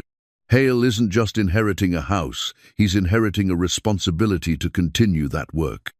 Sarah testified next, presenting her research on Morrison Development's business practices with the clarity of someone who had done her homework thoroughly. She documented properties that had been acquired with promises of tasteful development, but ended up demolished for projects that were never completed. "Your Honor, my father isn't the stubborn old man they're portraying. He's a man who has found a purpose worth fighting for. The question isn't whether he's capable of maintaining the property, it's whether we're going to allow legitimate charitable work to be destroyed for the sake of speculative development." Judge Coleman listened to all the testimony with the patience of someone accustomed to separating truth from legal theater. When the arguments concluded, she called for a brief recess before rendering her decision. During the break, Morrison Development's attorney approached Raymond with what appeared to be their final offer. "Mr. Hale, my clients are prepared to make this simple for you. $7 million, cash, closing within 2 weeks. All legal challenges dropped, all harassment stopped. You walk away with more money than you could spend in 3 lifetimes. And the manor will be developed respectfully, with historical elements preserved where possible." Raymond looked at the attorney, at Morrison and his associate Turner sitting at the defense table, at the stack of legal documents that represented months of pressure designed to wear him into submission. "No," he said simply. "Mr. Hale, be reasonable. You're one man trying to maintain a property that would challenge an entire organization. Even if you win today, they'll find other ways to make this difficult for you. Then I'll deal with those challenges when they come." When court reconvened, Judge Coleman's decision was both swift and decisive. After reviewing all evidence and testimony, this court finds that the building code violations cited by Morrison Development either do not apply to residential occupancy or have been addressed by proper safety inspections. The motion for receivership is denied. She continued with words that felt like vindication. Furthermore, this court notes with concern the pattern of harassment documented by the defense. Morrison Development is hereby enjoined from any further attempts to interfere with Mr. Hale's lawful occupancy of the property. The courtroom erupted in quiet celebration from Raymond's supporters, but Judge Coleman wasn't finished. "Mr. Hale, you have 3 days remaining to fulfill the conditions of your inheritance. This court hopes you succeed, as the charitable work described in testimony serves important community needs." Outside the courthouse, Raymond was surrounded by supporters who had become friends, neighbors who had become family. Helen Patterson hugged him with tears in her eyes. Tom Rodriguez shook his hand with the firm grip of someone who understood the significance of what had just been preserved. But it was Sarah's embrace that meant the most. "Dad, I'm proud of you. Mom would be proud too." "I hope so, sweetheart." "I know so. She arranged all this because she believed in you. The least we can do is believe in you too." That afternoon, back at Wickham Manor, Raymond gathered with Michael and Sarah in the command center to complete the inheritance process. Using the codes from the Golden Compass, he accessed the trust's accounts for the first time, seeing the actual scope of the charitable foundation he was about to control. The numbers were staggering: 133 million in carefully invested assets, generating over 5 million annually in sustainable income for charitable distribution. But more important than the money were the system's already in place networks of intermediaries, carefully researched family profiles, protocols for anonymous giving that protected recipients' dignity while providing maximum help. "Dad," Michael said, studying the files, "this isn't just inheritance, this is a calling." Raymond looked at the foundation charter Cordelia had prepared, the legal document that would transform Wickham Manor into the headquarters of a charitable foundation while ensuring he could live there as its director. All it required was his signature and filing with the appropriate authorities. But before he signed, he opened Martha's final letter one more time, reading her words of faith and love, her certainty that he possessed the character necessary to carry forward the Wickham legacy. "My beloved Raymond," the letter concluded, "I know you will choose service over security, love over fear, giving over receiving. Not because you are perfect, but because you understand that broken things can be made whole through the act of healing others. Sign the charter, activate the trust, become the man I always knew you were." Raymond signed the foundation charter with a steady hand, officially transforming himself from a broke widower into the director of one of New England's most significant charitable foundations. Michael witnessed the signature, Sarah photographed the moment for posterity, and James Hartwell filed the paperwork that would make it legally binding. As the sun set on his 89th day at Wickham Manor, Raymond stood in the grand foyer where his journey had begun, surrounded by his children and friends, holding the activated trust documents that would allow him to help hundreds of families without them ever knowing his name. The climax was complete. The broken man who had arrived 3 months ago had been transformed into the guardian of a legacy built on love and sustained by sacrifice. Martha's faith had been vindicated, Cordelia's trust had been justified, and Raymond Hale had discovered that his life was far from over, it was just beginning. 6 months after activating the Wickham Foundation, Raymond stood in the manor's fully restored library, watching his granddaughter Emma take her first steps across the Persian rug that had been cleaned and returned to its original glory. The house hummed with life in ways it hadn't known for decades, not just Raymond's presence, but the constant stream of foundation, staff, community members, and families whose lives had been quietly transformed by the Trust's work. The new family portrait would be taken in an hour, but Raymond allowed himself this moment of quiet reflection first. Through the tall windows, he could see the gardens that Michael had restored with the help of local landscapers, the front drive that had been repaved and lined with period-appropriate lighting, the stone facade that had been cleaned and repointed to reveal the manor's original grandeur. But the real transformation wasn't in the building, it was in the man who had found his purpose within its walls. "Grandpa Ray, look," Emma called out, tottering toward him with the determined concentration of a 15-month-old who had recently discovered the joy of independent movement. Raymond scooped her up, marveling at how naturally the role of grandfather had settled around him. Sarah's decision to move closer to Millbrook so Emma could grow up, knowing her grandfather, had been one of many unexpected gifts that had emerged from his choice to stay and fight for the manor. "The photographer's here," Sarah announced from the doorway, but she paused to watch her father with her daughter, noting the peace that had settled into his features over the past months. The haggard desperation that had defined him during the worst of his grief had been replaced by something calmer, but no less determined, the quiet satisfaction of a man who had found meaningful work. The portrait session took place in the morning room, where the boarded windows had been replaced with restored stained glass that threw rainbow patterns across the walls. The photographer, a local woman who specialized in family portraits, arranged them carefully. Raymond in the center, holding Emma, Sarah and Michael flanking him. Helen Patterson and Tom Rodriguez included as the chosen family that had supported him through his darkest and brightest moments. But the most significant addition to the portrait was the empty chair positioned slightly apart from the group Martha's chair, placed there not as a symbol of absence, but as an acknowledgement of presence.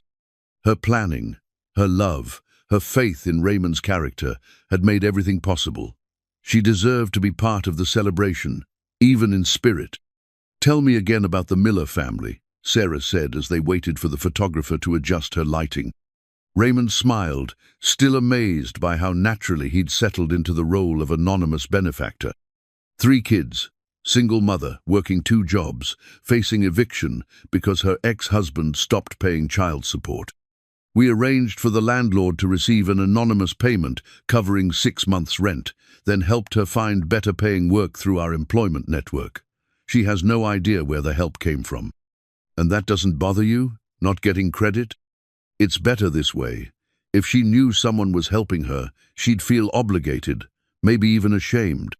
This way, she can believe she's handling her problems herself, which preserves her dignity while still getting her the help she needs." The photographer captured dozens of images, but the one that would become the family's favorite showed Raymond mid-laugh, responding to something Michael had said about his latest restoration project on the manor's carriage house. In that moment, caught by chance and preserved forever, Raymond looked like what he had become, a man who had found his way back to joy through the act of serving others. After the photography session, Raymond walked through the manor's rooms, noting the changes that 6 months of proper care and adequate funding had wrought. The damaged plaster had been repaired and painted. The broken windows had been replaced with historically accurate glass. The sagging floors had been reinforced and refinished. Even the tower room, where he'd found the golden compass, had been converted into a private office where he could work on foundation business while enjoying views of the restored gardens. But the most important restoration had been the activation of the manor's original purpose. The hidden rooms now served their intended function as meeting spaces for families who needed help but wanted privacy. The secret passages allowed foundation staff to move discreetly through the building. The command center had been updated with modern communication equipment that allowed Raymond to coordinate with charitable networks throughout New England. The foundation's work had expanded beyond even Cordelia's ambitions. In 6 months, they had prevented dozens of foreclosures, funded medical treatments for families facing bankruptcy, provided college scholarships for deserving students, and created an emergency fund that local hospitals and schools could access for families in crisis. All of it done anonymously, through intermediaries, with careful attention to preserving recipients' dignity while providing maximum help. Margaret had visited the previous month, her first trip to the manor since Raymond had inherited it. She'd arrived expecting to find her son-in-law playing at being a philanthropist with money he hadn't earned. Instead, she'd discovered a sophisticated charitable operation that was making real differences in real lives, managed by a man who had found his calling in service to others. "I owe you an apology," she'd said during that visit, standing in the same morning room where the family portrait had been taken. "I thought you were running away from reality. I didn't understand that you were running toward purpose." "You were protecting your daughter's memory," Raymond had replied. "Martha would have appreciated that, even if she would have disagreed with your methods. She would have been proud of what you've built here. She built it. I'm just the caretaker." As evening approached, Raymond made his way to Cordelia's restored bedroom, now maintained as a memorial to the woman whose planning had made everything possible. Her personal effects remained exactly as she'd left them, but the room no longer felt frozen in time. Instead, it felt like a living tribute to someone whose work continued through Raymond's efforts.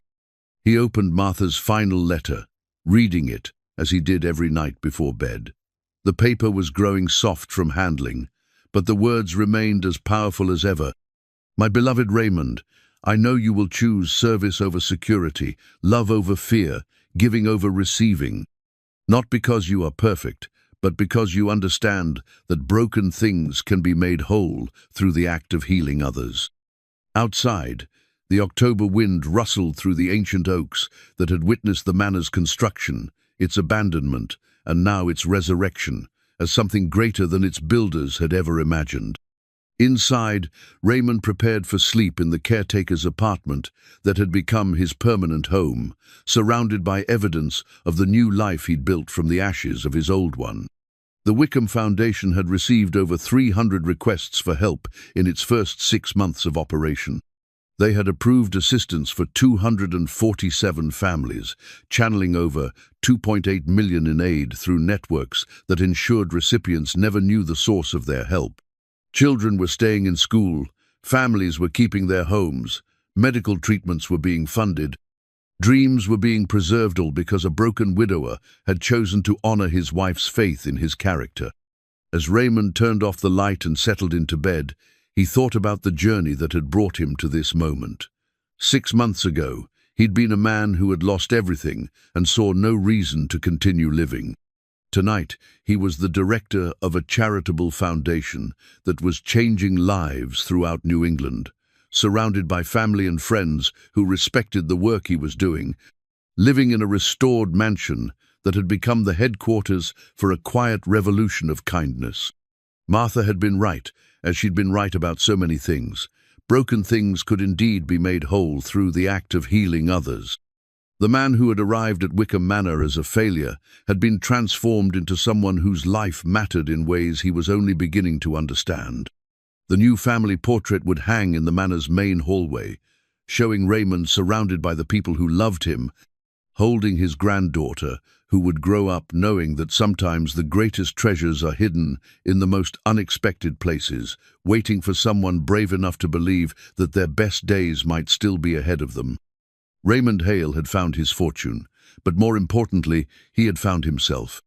The inheritance had given him $133 million to help others, but Martha's love had given him something even more valuable: the knowledge that his life still had meaning, purpose, and the capacity to touch other lives in ways that would echo far beyond his own lifetime. Outside Wickham Manor, the world continued its usual mix of joy and sorrow, hope and despair. But inside the restored walls, a quiet revolution continued, one anonymous act of kindness at a time. One family helped without fanfare, one life improved without expectation of gratitude.